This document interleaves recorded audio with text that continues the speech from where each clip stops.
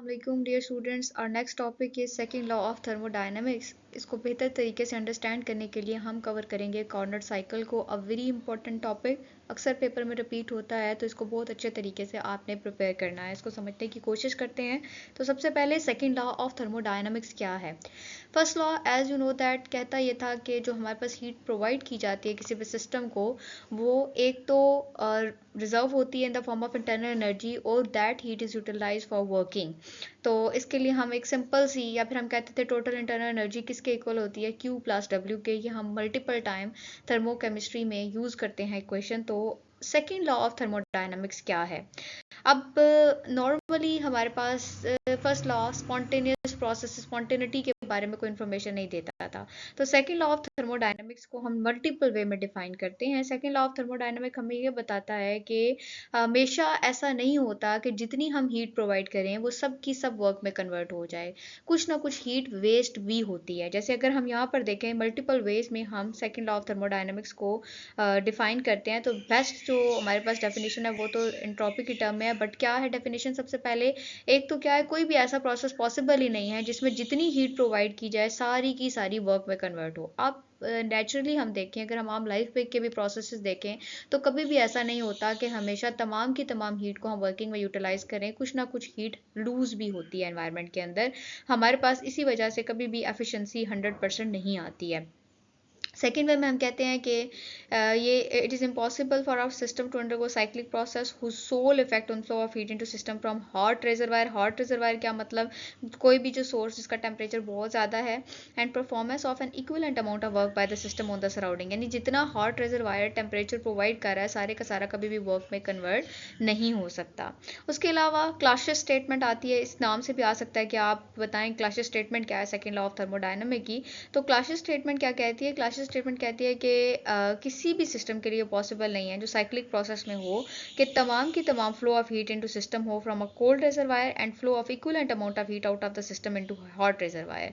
यानी कभी भी ऐसा नहीं होता कि जितना सोर्स हीट प्रोवाइड कर रहा है उतनी ही सिंक के अंदर भी हीट जाए। उसके बाद सेकेंड लॉ ऑफ थर्मोडायनामिक की एक और डेफिनेशन आती है कि there exist a function called entropy. Entropy basically क्या होता है, डिसऑर्डर कितना है कहीं भी। एक स्टेट फंक्शन है। सेकेंड लॉ कैसे डिफाइन करता है इसको, the entropy of the universe remain constant in reversible processes. वही जो साइक्लिक प्रोसेस होते हैं उसमें हमेशा एंट्रोपी सेम रहती है, but it increases in irreversible और स्पॉन्टेनियस प्रोसेस। जितने इरिवर्सिबल प्रोसेस होते हैं उनमें हमेशा डिसऑर्डर बढ़ता जा रहा है। फर्स्ट लॉ के मुकाबले में अगर हम बात करें तो सेकेंड लॉ ऑफ थर्मोडायनामिक्स की क्या एप्लीकेशंस हैं। तो सेकेंड लॉ ऑफ थर्मोडायनामिक की सबसे पहली एप्लीकेशन क्या है कि डायरेक्शन ऑफ एनर्जी ट्रांसफ़र क्या कहाँ किस साइड पे होगी। उसके बाद ये हमें क्या प्रोवाइड करता है कि क्या कोई प्रोसेस स्पॉन्टेनियस होगा या नहीं होगा। तीसरा, ये इक्विलिब्रियम पोजीशन डिटर्मिन करने में हेल्प करता है, और इसके अलावा ये हेल्प करता है कि मैक्सिमम फ्रैक्शन ऑफ हीट जो कि कन्वर्ट की जा सकती है वर्क में उसको डिटर्मिन करने में हेल्प करता है, कितना जो है हीट वर्क में कन्वर्ट की जा सकती है। This was about third law of second law of thermodynamics introduction. अब हम इसकी एप्लीकेशन देखते हैं जो कि कॉर्नर साइकिल। यानी अगर हम इसको समराइज करें तो कहने का मकसद ये है कि हमारे लिए ये पॉसिबल ही नहीं है नेचर में कि जितनी हीट प्रोवाइड की जाए सारी की सारी वर्क में कन्वर्ट हो। इसको हम आगे प्रोसीड करते हैं with the help of corner cycle. Corner heat engine की क्या सिग्निफिकेंस है। कॉर्नर हीट इंजन अगर हम बात करें ना, तो कॉर्नर हीट इंजन की एप्लीकेशन ये थी कि ये एक साइंटिस्ट थे 1824 में, सादी कार्नर। उन्होंने एक हीट इंजन बनाने की कोशिश की कि जिसकी मैक्सिमम एफिशिएंसी हो और जिसकी ये एबिलिटी हो कि वो सारे की सारी जितनी हीट प्रोवाइड की जा रही है उसको वर्क में कन्वर्ट कर सके। मैक्सिमम पॉसिबल एफिशिएंसी, लेकिन 100% हमारे लिए पॉसिबल नहीं है। अगेन जो उसने साइकिल डिज़ाइन किया उसकी भी एफिशिएंसी लेस देन 100 ही थी। ही claim that no heat engine can beat my propose heat engine. उसको इतना कॉन्फिडेंस था। अब ये हीट इंजन उसने बनाया कैसे। हीट इंजन में एक सिलेंडर रखा, उसकी परफेक्ट इंसुलेटिंग वॉल थी, यानी ना तो उनके अंदर हीट आ सकती थी ना उनसे हीट बाहर जा सकती थी। बेस थी, फ्रिक्शनलेस मूवेबल पिस्टन था। नेक्स्ट स्लाइड में मैं आपको इसको शो भी करूंगी। और उसने कहा कि ये साइकिल वर्क किस तरह से करता है कि ये 4 स्टेप्स में वर्क करता है। अब कल वाले लेक्चर में हमने ये प्रोसेसेस पढ़े हुए हैं। फर्स्ट स्टेप होता है आइसोथर्मल एक्सपेंशन, दूसरा एडियाबैटिक एक्सपेंशन, तीसरा आइसोथर्मल कंप्रेशन और चौथा होता है एडियाबैटिक कंप्रेशन। अब थोड़ा सा देख लेते हैं। उसने कहा कि हमारे पास सपोज एक सोर्स है जिसका टेम्परेचर T1 है, उसका हाई टेम्परेचर है, यहाँ से हीट जा रही है। यहाँ पे सपोज आप कर लें कि जो हम बता रहे हैं कि एक सिलेंडर है, सिलेंडर के अंदर जो है पिस्टन है और कुछ इस तरह से हीट इसके अंदर आ रही है। अब ये जो हीट जिस सिस्टम जब एब्जॉर्ब करेगा, ये क्या करेगा, इस सिलेंडर के अंदर जो गैस है वो एक्सपैंड करेगी। वो एक्सपेंशन क्या होगी, work done by the system. उसके बाद वर्क के बाद जितनी बाकी हीट होगी वो वेस्ट हो जाएगी और वो किस में चली जाएगी, सिंक में चली जाएगी। और सिंक लो टेम्परेचर पे होगा।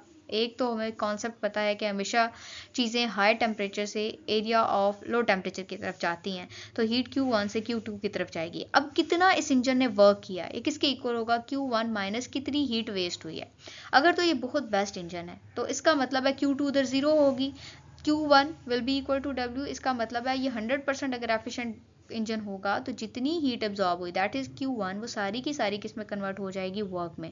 बट क्योंकि हमारे पास ये पॉसिबल नहीं है, ये हम आगे देखेंगे, तो वैसे हमने अगर वर्क फाइंड करना हो तो हम इस तरह से फाइंड कर सकते हैं। तो ये एक हमारी बेसिक सी डायग्राम आ जाती है कि ये सिस्टम क्या है।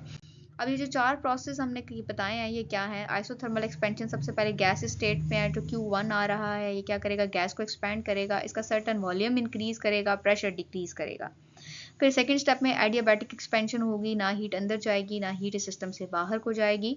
फिर यहाँ पर चेंज आएगा तो वो किस तरह से आएगा। फिर उसके बाद आइसोथर्मल कंप्रेशन होगी। कंप्रेशन में ऑफ कोर्स क्या होगा, वॉल्यूम डिक्रीज करेगा। एडियाबैटिक कंप्रेशन होगी, उसमें भी हमारे पास, और जब कंप्रेशन होगी तो उस दौरान में हीट क्या करेगी, इवॉल्व करेगी। अब इसको ग्राफिकली अगर रिप्रेजेंट करें तो सबसे पहले pressure at the Y axis, volume at the X axis. पहला स्टेप है जी आइसोथर्मल एक्सपेंशन। आइसोथर्मल एक्सपेंशन में हम कह रहे हैं कि सपोज हमारे पास गैस है, इसका प्रेशर P1 है, वॉल्यूम V1 है। जैसे ही हीट सप्लाई की, यहाँ पर सपोज Q1 आ जाएगा। यहाँ पर आप स्टेट भी कर सकते हैं कि यहाँ पर Q1 आ गई, हीट आ गई। आई थिंक लिखा हुआ भी है यहाँ पर कैपिटल की फॉर्म में, यहाँ पर लिखा हुआ है Q1 आई। जैसे हीट एब्जॉर्ब हुई, वॉल्यूम इंक्रीज कर गया। सपोज यहाँ पर अगर 10 वॉल्यूम था तो यहाँ पर कितना वॉल्यूम आ जाएगा, यहाँ पर 100 कर लें, 80 कर लें, तो वॉल्यूम क्या हो गया, इंक्रीज हो गया। बट आप देख रहे हैं ये लाइन नीचे की तरफ जा रही है, जो कि इंडिकेट कर रही है प्रेशर में क्या आ रहा है, ड्रॉप आ रहा है, प्रेशर कम हो गया। फर्स्ट है। सेकंड एडियाबैटिक में आपको पता है कोई एज सच वॉल्यूम का इतना ज़्यादा चेंज नहीं होगा, हीट ना अंदर जा रही है ना बाहर जा रही है, क्योंकि टर्म नहीं आएगी। बट अगेन इसमें क्या होगा, स्लाइट वॉल्यूम इंक्रीज होगा और प्रेशर भी क्या होगा, डिक्रीज करेगा। आइसोथर्मल कंप्रेशन, कंप्रेशन में क्या होता है जी, वॉल्यूम कमी की तरफ आता है, तो इसीलिए आप देख रहे हैं ये लाइन बैक की तरफ जा रही है। मैंने अगर इस स्टेज पे 80 वॉल्यूम है तो ये सपोज 30 के करीब वॉल्यूम आ रहा है, तो यहाँ से वॉल्यूम क्या कर रहा है, डिक्रीज कर रहा है। इस दौरान में हीट इवॉल्व हो रही है, दैट इज Q2, और टेम्परेचर T2 आ रहा है। फिर उसके बाद एडियाबैटिक कंप्रेशन में आए तो क्या होगा, एडियाबैटिक कंप्रेशन में भी क्या होगा, प्रेशर फर्दर इंक्रीज करेगा। तो ये 4 स्टेप्स हम इनको फर्दर मैथमेटिकली डिराइव करेंगे कि कार्नोट साइकिल में किस तरह से इनकी हैपनिंग है। मूव करते हैं नेक्स्ट। तो आइसोथर्मल एक्सपेंशन क्या है, the cylinder is place on high temperature reservoir, जिसका हमने टेम्परेचर सेलेक्ट कर लिया T1। कुछ बुक्स में T2 आपको मिलेगा, इट डिपेंड्स कि आप कहाँ से कर रहे हैं। तो हम क्योंकि ये बुक फॉलो कर रहे हैं तो इसमें टेम्परेचर क्या है, T1 है। सिस्टम क्या कर रहा है, एब्जॉर्ब हीट कर रहा है Q1 से फ्रॉम हाई टेम्परेचर रिजर्वायर, जो सोर्स के तौर पर एक्ट कर रहा है, temperature T1, and gas work on surrounding causing expansion, यानी work done by the system वाली जो कल हमने इक्वेशन डिराइव की थी आइसोथर्मल एक्सपेंशन वर्क की, वो हम यहाँ फॉलो करेंगे। The work done by gas will be equal to heat absorb by the system to the first law of thermodynamics. अब यहाँ पे जो डेरिवेशन है ना, या तो आप डायरेक्टली भी लिख सकते हैं जो हमारे पास फाइनल रिलेशनशिप आता है, क्योंकि हमने पहले डेरिवेशन की हुई, अगर आपको लगता है टाइम कम है। अदरवाइज वही डेरिवेशन हम दोबारा करेंगे। First law of thermodynamics state delta is equal to QH plus WAB। Next में क्या आता है, क्योंकि चेंज इन टेम्परेचर जीरो है, आइसोथर्मल प्रोसेस है, तो W सारे का सारा क्या हो जाएगा हमारे पास, Q जो होगा हमारे पास H जो है वो किसके, इंटरनल एनर्जी जीरो के इक्वल आ जाएगी, QH किसके इक्वल आ जाएगा, माइनस WAB, क्योंकि एक्सपेंशन हो रही है, work done by the system है। PdV होता है। अब हमने यहाँ पर सेलेक्ट किया हुआ है कि हमारे पास जो वॉल्यूम है, फर्स्ट इनिशियल वॉल्यूम क्या था, VA था, फाइनल वॉल्यूम क्या था, VB था। लिमिट सप्लाई की, इसको सॉल्व किया, PV is equal to nRT। हमें पता है सोर्स का टेम्परेचर क्या है, T1 है, तो इसलिए हम यहाँ पर T की जगह क्या प्लेस करेंगे, T1 प्लेस करेंगे। अब Q1 का हम वैल्यू फाइंड करना चाहते हैं कितनी आती है, तो ये हमारे पास सॉल्व करके आएगी nRT1 natural log VB over VA। Next move करते हैं, देखते हैं इसमें फर्दर क्या आता है। तो ये हमारे पास आ गया फर्स्ट वाला वॉल्यूम। उसके बाद दूसरा स्टेप आता है एडियाबैटिक एक्सपेंशन। एडियाबैटिक एक्सपेंशन, इसमें क्या होगा, Q 0 के इक्वल हो जाएगा। इसका फाइनल हमने पढ़ा था कि Q 0 है और जो फाइनल एक्सप्रेशन आता है P V gamma is equal to constant के इक्वल आता है। अब P V gamma how it is equal to T V gamma -1, इसके लिए छोटी सी एक डेरिवेशन कर लेते हैं। यहाँ मैंने साइड पे इसको किया हुआ है आपको बेहतर समझाने के लिए। पी वी किसके इक्वल होता है जी, एन आर टी के इक्वल होता है, ठीक है। और P किसके इक्वल आ जाएगा, n R T over V के इक्वल आ जाएगा। तो अगर हम इस वाली इक्वेशन में n R T over V put करें multiply by V gamma equal to constant put कर लें, इसको फर्दर थोड़ा सा सॉल्व करें। तो अब यहाँ पर v है, इसकी पावर है 1, जैसे ही ये ऊपर मूव करेगा तो इसकी पावर क्या हो जाएगी, -1। बेसिस सेम हो जाएंगी। बेसिस जब सेम होंगी तो आपके पास यानी कुछ इस तरह का एक्सप्रेशन बन जाएगा, v, इधर v की पावर गैमा आ जाएगी, इधर पावर -1 आ जाएगी। तो जब बेसिस सेम हो तो हमें यह पता है कि पावर्स ऐड अप हो सकती हैं। तो हम इसको यूं लिख सकते हैं, रीराइट कर सकते हैं, v की पावर गैमा -1। तो इसीलिए हमने यहाँ पर क्या किया, एन आर टी वैसे का वैसा रहा, v किस में कन्वर्ट हो गया, गैमा -1 में, इक्वल टू कॉन्स्टेंट। अब एन आर क्या है, these are basically constant, so हम इनको इग्नोर कर देंगे। तो वेरिएबल क्या है, T V gamma into constant, -1 into constant.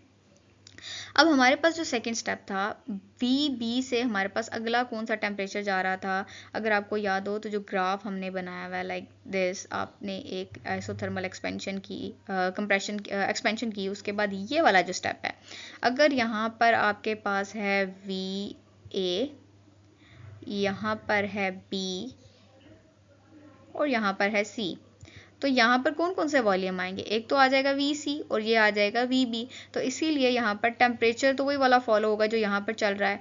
तो टेम्परेचर यहाँ पर यही वाला फॉलो होगा, T1। तो एक इक्वेशन आ जाती है कि हमारे पास T1 Vb gamma -1 is equal to T1 Vc gamma -1। तो यहाँ पर ये इक्वेशन फॉलो होगी एडियाबैटिक एक्सपेंशन के लिए।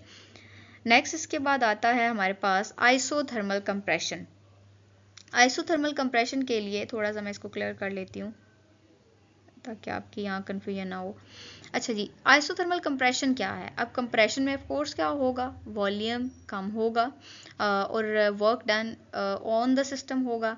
तो in this process Q2 is rejected to cold by the system and work done on the system होगा। अब वही इक्वेशन फॉलो होगी, डेल्टा E 0 के इक्वल आएगा, Q2 will be equal to -WCD आ जाएगा। जब हम इसको करेंगे सॉल्व तो ये किसके इक्वल आ जाएगा, nRT2। अब हम नेक्स्ट स्टेप पे जा रहे हैं, तो यहाँ पर T की जगह क्या ले लेंगे, T2, natural log Vc over Vd। इसी तरह फोर्थ स्टेप होगा एडियाबैटिक कंप्रेशन का। तो इसमें भी क्या होगा, PV गैमा -1 गैमा कांस्टेंट जो कि टी वी गैमा -1 के इक्वल आएगा। तो इसको हम जब सॉल्व करेंगे तो ये क्या आ जाएगा, T2V A गैमा -1 और T2VD VD गैमा -1 के इक्वल आ जाएगा। तो यहाँ पर एक हमारे पास फाइनल एक्सप्रेशन आ जाएगा। अब इन चारों एक्सप्रेशंस को यूज़ करते हुए हम देखेंगे कि ये इंजन कितनी वर्किंग कर रहा है। इसकी वर्किंग को कैसे हम फाइंड करेंगे, देख लेते हैं। -Q2 आ गया -WCD के, Q2 किसके इक्वल आ जाएगा, WCD के आ जाएगा। तो Q2 का फाइनल ये हमारे पास वैल्यू आ गई, that is VD by VC आ गई, ठीक। अब जो हमारे पास इसकी रेशो है, हम देखना चाह रहे हैं वर्क कितना है। तो वर्क हमारे पास कितना आएगा, वर्क को अगर हम देखें तो वर्क हमारे पास आएगा that will be equal to ratio of Q1 and Q2, यानी कितनी हमने हीट सप्लाई की और उसमें से कितनी हीट वेस्ट हुई, दैट इज़ Q2। अब Q1 की वैल्यू भी हमने फाइंड की हुई है और Q2 की भी वैल्यू फाइंड की हुई है, दोनों को पुट करें। Q1 nRT1 natural log VB over VA के इक्वल है और ये nRT2 natural log VC over VD के इक्वल है। अब ये VC ओवर VD इसलिए हमने किया है क्योंकि work done on the system था, इसको हम रीअरेंज करके लिख रहे हैं। अब अगर इसको हम सॉल्व करें, NR से कैंसिल हो जाएगा, TV नेचुरल लॉग ये आ गया, T2 नेचुरल लॉग ये आ गया, ठीक है। इसके बाद अगला आता है, हमने जो प्रीवियस इक्वेशन एडियाबैटिक कंप्रेशन और एक्सपेंशन में देखी थी, उनको अगर हम मिला के लिख लें, उनको मिला के लिखे तो वो क्या आती है, जो पहला वाला एक्सप्रेशन था दैट वाज सेकंड स्टेप में एडियाबैटिक एक्सपेंशन में जो था वो that was T1 VB gamma -1 TV VC gamma -1 के इक्वल था। और आइसोथर्मल जो था हमारे पास आइडियाबैटिक कंप्रेशन जो था that was equal to T2VA gamma -1 T2VD gamma -1। इन दोनों को हमने मिला दिया, इक्वेशन को दूसरी इक्वेशन से डिवाइड कर दिया। जब हम सॉल्व करेंगे तो क्या बनेगा, T1 T1 से कैंसिल हो जाएगा और T2 T2 से कैंसिल, यहाँ से T1 T1 से कैंसिल T2 से कैंसिल, फाइनल क्या बचा, ये VB ओवर VA ये बच गया, ये गामा-1 से कैंसिल हो जाएगा। तो VB ओवर VA किसके इक्वल होता है, VC ओवर VD के इक्वल होता है। अब जहाँ पर VB ओवर VA है उसकी जगह VC ओवर VD लिखा जा सकता है, यानी ये दोनों फैक्टर एक दूसरे से कैंसिल किए जा सकते हैं, तो कैंसिल हो जाएंगे। तो Q1 ओवर Q2 किसके इक्वल आ जाएगा, T1 ओवर T2 के इक्वल आ जाएगा। अब जो एफिशिएंसी होती है किसी भी सिस्टम की वो कैसे फाइंड की जाती है, तो एफिशिएंसी का फॉर्मूला होता है, एफिशिएंसी को ईटा से रिप्रेजेंट किया जाता है, इक्वल होती है 1 माइनस Q2 ओवर Q1 के। तो जब भी किसी भी इंजन की हमने एफिशिएंसी फाइंड करनी है तो eta will be equal to 1 minus Q2 over Q1, या तो ये इक्वेशन फाइंड करेंगे अगर हीट दी हुई है, और अगर टेम्परेचर दिया हुआ है तो ये वैल्यू हम फाइंड करेंगे। यहाँ पर एक और कंक्लूजन ये आता है कि हीट इंजन की एफिशिएंसी इस बात पर डिपेंड नहीं करती कि कौन सा वर्किंग सब्सटेंस यूज़ किया जा रहा है, ये डिपेंड करती है कि हॉट बॉडी का टेम्परेचर यानी टेम्परेचर T2 पे डिपेंड करती है, और कोल्ड बॉडी के टेम्परेचर पर डिपेंड करती है। और कॉर्नेट हीट इंजन की मैक्सिमम एफिशिएंसी होती है लेकिन लेस देन 100% होती है। अब एफिशिएंसी के बारे में थोड़ी सी देख लेते हैं। अगर हम आम लाइफ में देखें ना तो एफिशिएंसी को कैसे हम डिफाइन करते हैं। एफिशिएंट कोई होता है तो हम कहते हैं कि बड़ा काम करता है, जितना वो इनपुट देता है, इनपुट दी जाती है उससे ज़्यादा, उससे उसके इक्विवेलेंट या उससे ज़्यादा ही आउटपुट देता है, उसको हम कहते हैं एफिशिएंट। तो यहाँ पर अगर हम एफिशिएंसी को देखें तो एफिशिएंसी हमारे पास आती है कि ऐसा इंजन जो तमाम की तमाम जो हीट एब्जॉर्ब कर रहा है उसको प्रोडक्ट में या फिर वर्किंग में यूटिलाइज कर रहा है और उसमें वेस्ट ऑफ एनर्जी कम से कम है, that is the efficient engine. So एक इंजन बनाने के लिए यहाँ पर जो हमने कार्नोट साइकिल में चीज़ें पढ़ी थी वही यहाँ पर आ जाएंगी। तो एफिशिएंसी को डिफाइन किया जाता है W ओवर Q1 से, और हमने अभी कार्नोट साइकिल में देखा कि W किसके इक्वल होता है, Q1 माइनस Q2 के इक्वल होता है। अगर हम इस इक्वेशन को थोड़ा सा रीअरेंज करेंगे तो efficiency will be equal to 1 minus Q2 over Q1 के इक्वल आ जाएगा। और अगर परसेंटेज एफिशिएंसी फाइंड करनी हो तो इसी इक्वेशन को हम किससे मल्टीप्लाई कर देंगे,